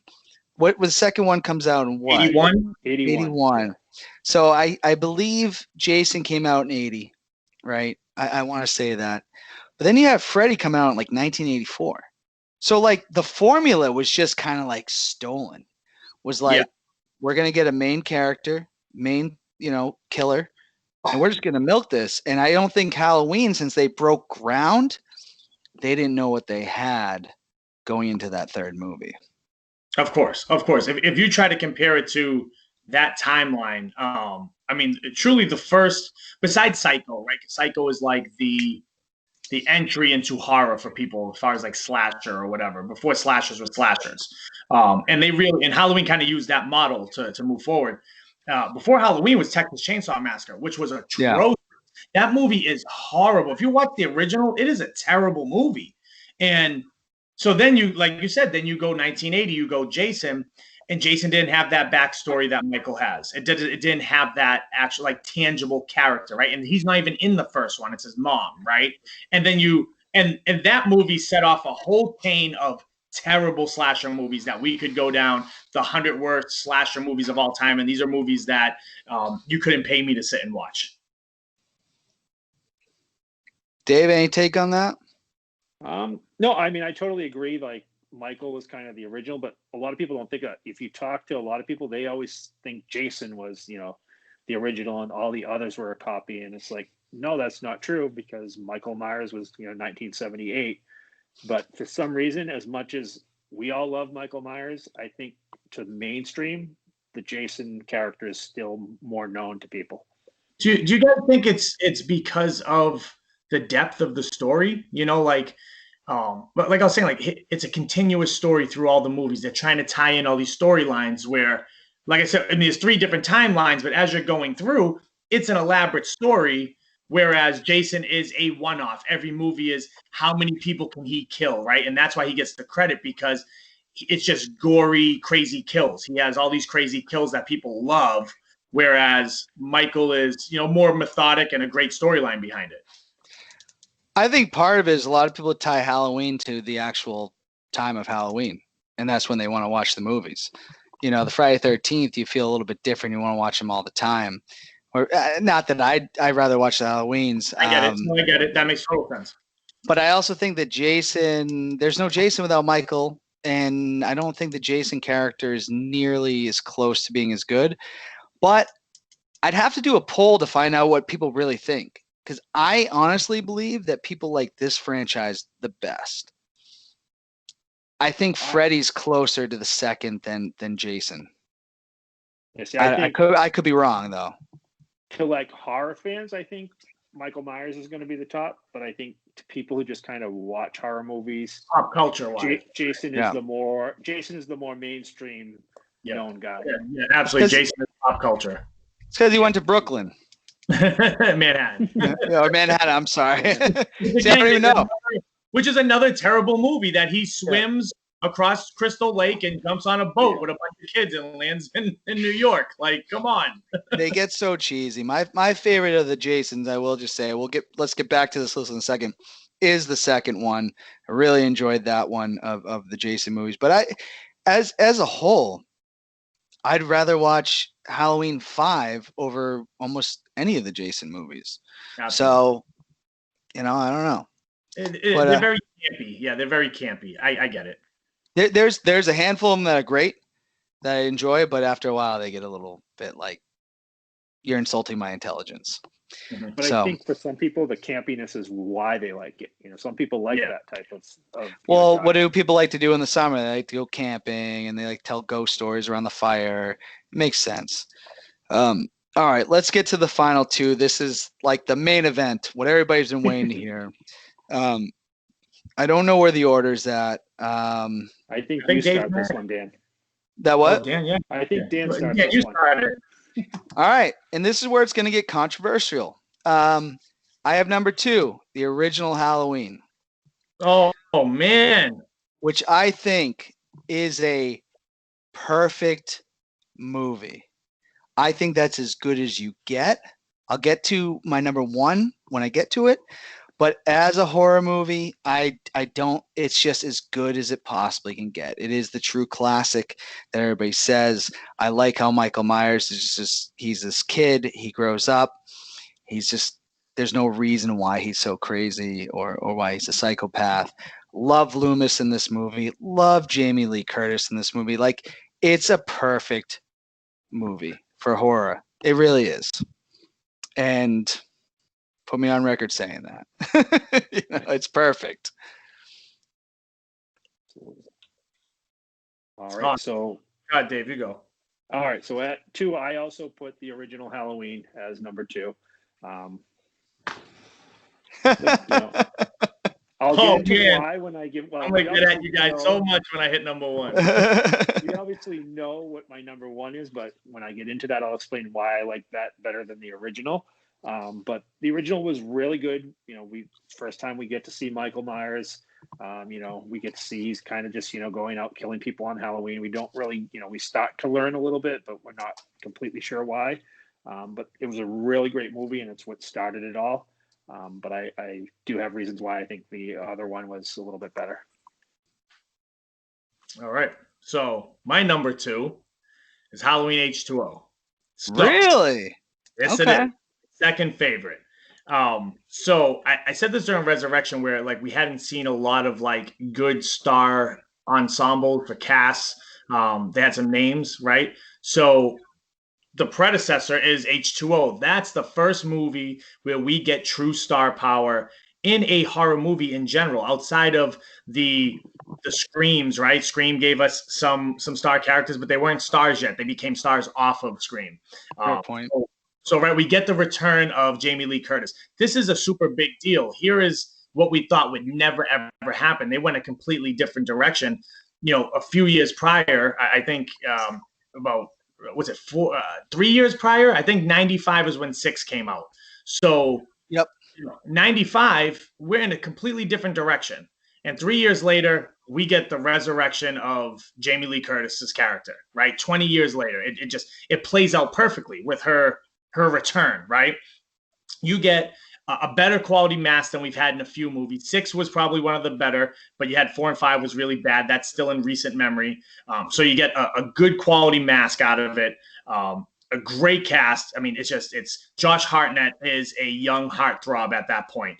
He had just done a few different movies. It opened him up for more movies. I mean, they went and said, we're going to go get a good young, good-looking kid to get behind for this franchise. And if they were to continue to build off that movie and use him, he would have been a good person to follow, right? And then we get the cool aspect of throwing someone like LL Cool J in there. So overall, the cast, I love the cast. It feels like it's late 90s. It does have a little bit of that Scream, I Know What You Did Last Summer feel to the shots, but I really enjoyed how it felt. The kills are awesome. So this is the first real Michael Myers movie where we get some like creative kills that aren't like overly gruesome. So for instance, the hockey skate in Joseph, what's his name? Joseph Gordon-Levitt's face. Yep. Oh, right? yes, at the beginning. Yeah. Yeah, like that is like super creative. A hockey skate in the face, right? Who knew his career would go so well? You know, the leg breaking, getting caught in the elevator shaft and the girls crawling away, you know, like those kills are just, they're so creative and so good, which was different from what we usually got from him. The face-to-face moment, right? 20 years, they have not been face-to-face with each other. She knows, she has this feeling he's coming back, right? So she has like, it's crazy the intensity that I feel when I think of they drop the keys. She's trying to get in the door. He's banging on the door, telling his mom to let him in. Michael Myers is chasing them. And it all gets to the moment of she gets him in real quick, shuts the door, and they're face to face for the first time in 20 years. That's a fantastic point. That is a cinematic masterpiece. I mean, like, how do you can't replicate that feeling of intensity of she drops the key, she's fumbling for him, she's trying to open the door, right? And then, you know, or he's trying to open the door, he can't get in, and she comes and saves him, she shuts the door, and then there he is. All the times that she's been in fear, and it all comes to realization that nope, he still is here and he's coming after. The overall, so getting into the third act, the final act of why I love this movie, is she gets her Sigourney Weaver, Linda Hamilton moment, right? Linda Hamilton, Terminator 2. She's no longer scared, right? She's ready to fight the Terminators. That's what we get with Jamie Lee Curtis. She goes from a 17-year-old petrified girl to a grown woman, late 30s, ready to go. She's ready for war. She sends her son off. She breaks the gate so no one comes in, no one goes out. It's her and her brother. Final stand. She's ready to whoop ass, right? That is a big moment for her. That's like character evolution to its finest. Then to cap it off, right? To cap it off is you you made this a detriment to the movie. And I'm disappointed that you made this a detriment to the movie. Now, this is where daddy has to spank you guys, all right? So you made this a detriment to the movie that they made Resurrection. That's not fair. You cannot ignore the end of this movie. You have to take this movie for what it is. And the ending of the movie is literally one of the most perfect endings to a horror movie ever. It is the redemption. So you have the 20 years later, they finally get face to face again. She gets her moment of, I'm not scared anymore. I'm going to stand up to you. And then she gets her moment of that one moment where he reaches out to her. That moment, again, if you go back and watch it and you don't think about resurrection, pretend resurrection doesn't exist, and you just see that moment of him reaching out to her and her having the thought of, let me reach out to him, and then no, surprises everyone with the blade to the head. And that is such a big moment that I know everyone, I left the theater, I was a young kid, I snuck into that movie, and I left the theater like, oh my God, he's done. I had to accept that because we're all Michael Myers fans. So, like, deep down, we want people to get away, but then deep down, really deep down, we're like, root for him. I kind of want him to kill more people, you know? To see Michael Myers die, that was like, I needed closure after that. Like, hold on, we're really done. This is never coming back again. So that's why I think it's so unfair to hold the sequels against that movie, because the movie itself was built upon telling that story of 1, 2, and H2O. And if it just ended at 1, 2, H2O, and we ignored 4, 5, and 6, and there was no resurrection, that is by far one of the greatest trilogies in horror movie history. It's better than the first 3 Freddy's. It's better than the first 3 Friday the 13th. It's better than the first 3 Saws, because Saw 1 and 2 were great, but 3 sucked. So if we said this was a trilogy, it's probably up there with Scream and probably better than it the way they ended it. That is a good explanation. I have to. That is, it's number 2. Like, that's my movie. I can't, like, I'm so disappointed that I was hoping other people felt the same way, just because of the storytelling and the 20-year aspect and her coming back and building that intensity of that face-to-face third act where she comes in and whoops his ass. Yeah. No, I agree. I mean, everything you said is true, and you're right. Maybe that is a little bit of it's like unfair that we compare it to because of Resurrection. Yeah, Resurrection don't exist. If you when you watch this movie, just pretend it doesn't exist, and you get so much more appreciation. Even the point of when he's looking for her and she's hiding from him, like she's planning on how to kill him, and she stabs him and he falls off the balcony. And it's completely paying homage to the first one where he falls off. He's literally laying on the table the same way when he falls off the balcony that he did when he fell off in part 1. And she looks over. But storytelling tells us, I'm too smart. Last time he disappeared. So I'm going to take my ass downstairs and I'm going to make sure I kill him, right? And she goes, she pulls the knife out. She goes to hit him again. And then LL Cool J, he's dead. Leave him alone. And Which I do, yes, that sticks in my head big time with LL. She knew better, but that was all storyline. That was all telling us that, remember 20 years ago what really happened. And it gives you so many flashbacks to the original that you have to appreciate the way they try to tie them together, but then evolve her character from the innocent little 17-year-old girl that's petrified as a babysitter to here's this 37-year-old grown woman who's ready to protect her son and whip his ass. I think that's the best selling of Halloween H2O that I've ever heard, ever. Which He's got me thinking. Which you got me looking at it a little bit different, because I'm like, I never looked at it that way. You guys owe it to me to watch it this week and hit that chat and just say, you know what? I noticed these little moments that they added in. You know, even the intensity of him at the very beginning searching through, I think it was maybe Dr. Loomis's old files or somebody's files that had like the picture of him hand sketched on the wall. And you hear Loomis's voice say, you know, his eyes, how dark they were, soulless. And there was nothing, just like even his frantic looking for her, trying to find her at the beginning. It set it up. And then you get the hockey skate killed.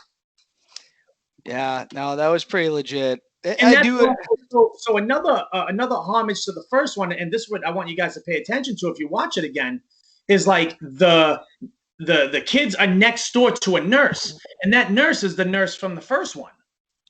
So it's the same exact nurse, same actress and everything. They brought her back for it. So it's like they try to bring so many of the elements of part 1 and ignore what they knew they did wrong with 4, 5, and 6. Yeah, I'm sold. I don't know if it's going to move rewatch up, but I'm sold. And I just watched this movie Sunday. So no, it's a good explanation to why that's number 2. That's my number 2. All right, so now we're getting into the grand finale. Yeah, give me your atrocities that didn't make number didn't make number 1. I gotta say though, I'm a little more sold on H. I don't know if it will change anything, but I will say H2O I do really love. But some of those points are like, yeah, that's legit. That's legit. Yeah. She isn't that scared girl anymore, which I do love that part of it. Yeah, I definitely got to rewatch H2O now because he's definitely got me thinking that maybe I disliked it more than I should have. Like I said, I think what hurt it for me and why I put it right smack in the middle was it just felt the end was so anticlimactic. But there is, now that he's mentioned that, a lot of good points that maybe I let the shortness of it overshadow it. You don't do Resurrection, then maybe like an hour and 20 minutes. They definitely should have gave us at least another 15 minutes. They could have. I would agree there. I do love the movie so much, but I would agree that it's a lot of like building up, and then rush through the third act.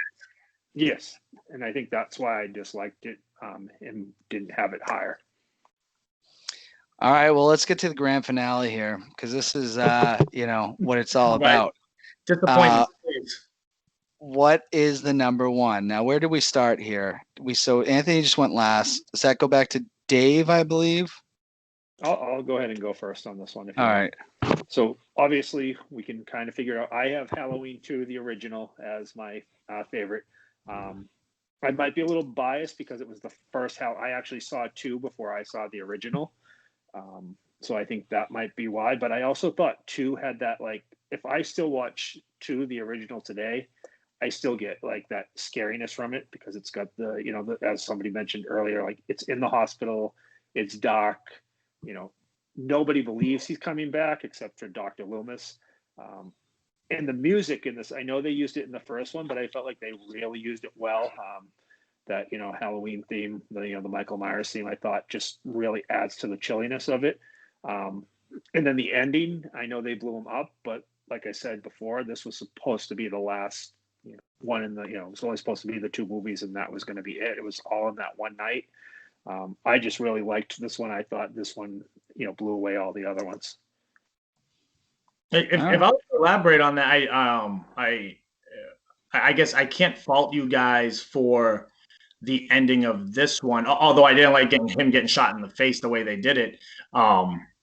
If we watch these movies with the intention that like part 2 is supposed to be the last one, it makes the ending that much better, right? It's the same thing as I'm sure when all of us watched the first Michael Myers movie, we knew he was going after his sister, although they didn't tell us that in the first movie. But we just knew because we knew what the franchise was already.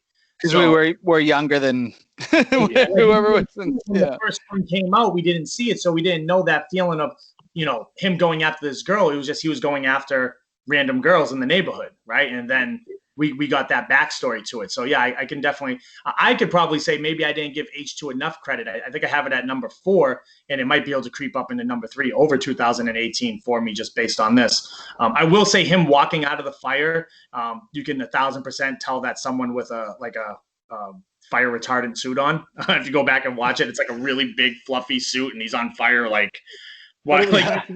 It was like you can tell it's someone with a suit on, he just falls over, and then they come out and like as soon as they yell cut, the guy comes out and like sprays them down. But it was 1981. I mean, I don't hold them to the special effects because of when the year it was made. If that had been in 1990 or something, I might have said okay. I didn't even faulted him for it. Absolutely. I think we can both agree. I'd love to get a little bit more of Dan's opinion on that movie because, as he talked about earlier, like the screaming scene in the parking lot, and like we just both agreed on the chilliness and the loneliness of being inside of a hospital is petrifying, terrifying. Well, and the fact they wanted to sedate her, she'd just been attacked. Imagine someone's trying to kill you, and they're like, "Well, the next thing we're gonna do is we're gonna put you under." And he's still on the loose. Yeah. Yeah. All right. Well, this guy. Okay, please don't do this, and they want to do that. So. Yeah. All right. Well, I'll go next. Anthony. I'm gonna save you for last because Okay. this one's gonna be a little controversial. And I apologize, guys. My stool is falling apart, so I had to switch chairs here. This one's a little lower. Cheap stool. I don't know. But anyways, my number one, and this is it's. I'm not saying it's the best, but it's my favorite, which is the Halloween Rob Zombie version, which I know is controversial to a lot of people. But I will say this: I don't agree with some of the backstory, but I also really love Malcolm McDowell, I should say, as Loomis in this one. I also just love like everything. I don't know. I love the scenes in the hospital. I thought those were really good, and it was probably the first Halloween that I really got into, and I watch it over and over. But I agree. I don't like the kid. I think Michael Myers doesn't need to be abused or a troubled kid, but it's my favorite. It's the one I enjoy the most watching, and the one I would probably watch the most. So, Rob Zombie, you messed up number 2, but you get credit from me for number 1. Oh man, I don't want to keep everyone here for another hour, but geez, I almost want to take away all your credibility on this topic. I like. I said it earlier. I don't think it's a bad movie in the sense if it wasn't Michael Myers. Sure. But without like trying to revisit everything I said, I hate that he's 6'8". I hated the rape scene while like they're raping a mentally ill patient next to Michael Myers and trying to get Michael Myers to rape her, and then he turns and kills them. Wait, what point of the movie was that? Is that in like a director's cut? That's in the director's cut. Okay, So because if you watch, it's not in the theatrical version, but if you watch the DVD, that's when he breaks out. That's one of the scenes that's in there where they're raping one of the mentally ill patients, and they're like, "Come on, Michael! Like, come on, Mikey, do it!" Like, it doesn't. You're not gonna. I ain't gonna argue with that. That's stupid. It's weird. It was bad. Like I said, I hated the backstory for the kid. I don't know. I always rooted for Michael. So like I don't know. The kid made me not like Michael. I was like, look at this little piece of trash. Like I don't like this kid. The kid did kind of suck. Okay? But the kid, so I can't fault you for when you saw it because you didn't fall in love with Michael the way that say me and Dave fell in love with Michael. So I understand that because you might watch the other ones and go, oh, okay, these are good, but I'm used to this because this is what I saw first. Like I said, I fell in love with Michael a certain way. So seeing him be so completely different than the Michael I fell in love with, it doesn't fly for me. That's why. I will admit this though. It's my favorite, but I will admit this. The Halloween 1, the original, is a perfect movie. I think that's a perfect horror movie. I don't think that Rob Zombies is a perfect movie, but I really enjoy it. I guess is the only way I could put it. I agree with you. I think the backstory kind of took a little bit away from it, but I like everything after that. I like the Laurie Strode character. I like when he finds the mask in the house. I love that part of it. Love the killings. I love that he's a badass. He's killing someone in the men's room. Like he's just. I mean, you're right. He's this giant dude. I think it was played by some pro wrestler. I don't remember who it was. I might be mistaken, but I think it was played by the same guy who played the original Sabretooth in the X-Men movie. Okay. I'm pretty sure that's who it is. I just really just like it, and it also gives me the very big Halloween vibe. Like even when he kills Laurie Strode's parents, like and trick or treating's going on, it's just like I just like the way it looks. I just really like it. I do think it has its flaws. I think if you really want to like you put a gun to my head and you said, what's the better movie? The original one or this? I'm gonna tell you the original one because I think it's perfect. But I'll pick this one to watch over, I guess, is my take on that. And then Rob Zombie just said, you know what? I don't care. and threw it all in the trash. So that is what it is. But Anthony, what do you have at number 1? So, I mean, it's pretty obvious. I've hinted to it multiple times, but Halloween 1, the original, is to me the holy grail of horror movie, the introduction to slasher film, intensity, supernatural, the homage that they pay to Psycho. You know, Psycho, you have the shower scene and you have the killing. And you get that with Michael as a young kid. The view, through the eyes of the mask. We had never seen anything like that before. They did it again with Jamie Lloyd, so you see how they connected those. But like that moment, here's a kid, a young kid, not even a preteen, and his sister won't, won't take him out trick or treating, and it sends him so far off the edge that he puts on his Halloween costume and murders her. And the scene is gruesome. Like for that, for 1978, to stab her up while she's naked and leave her there and show that through his eyes, and then him going outside and his parents taking off his mask. And you know what? They lived in a nice house in an affluent area. They had looked like, wealthy parents that were normal, and they came from a normal household. So that to me is what I've always established Michael off of, and why I dislike the Rob Zombie movies, because that was the boogeyman. That was, it's a flawless movie overall. You look at the moments where he's hiding behind a hedge.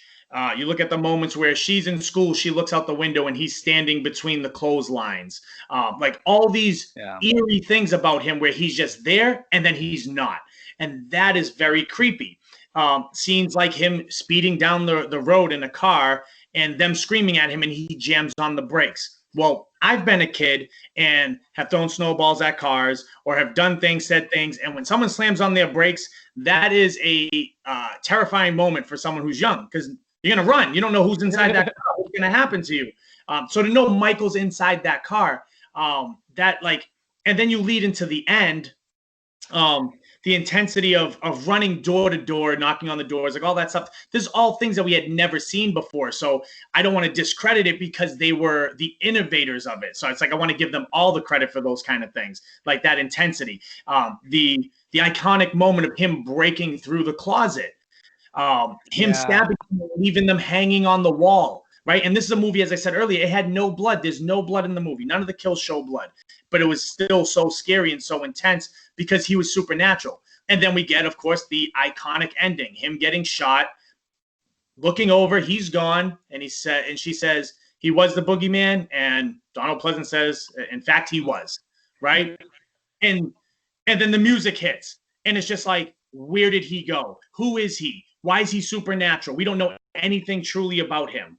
Why is he doing these things? And then, of course, the most iconic mask, right? The first mask, the first William Shatner mask is just, it's so blank faced. It's so scary. It's haunting. So kids nowadays might think the movie's corny. They might watch it and be like, oh, wow, there's no gore or anything like that. Like, this is not like Final Destination. But overall, the movie itself, what it shows from that supernatural aspect is that's what made me love Michael. That's why I put it number 1. It's he can be there and then he's not there, and that is terrifying to me. Right?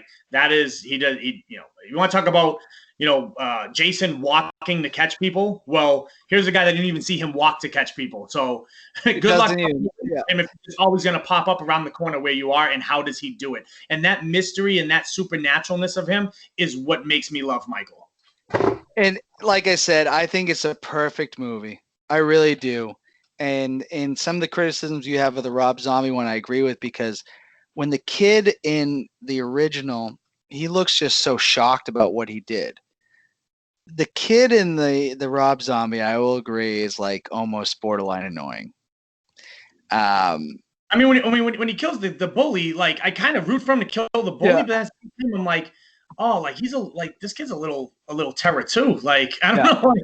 I don't know.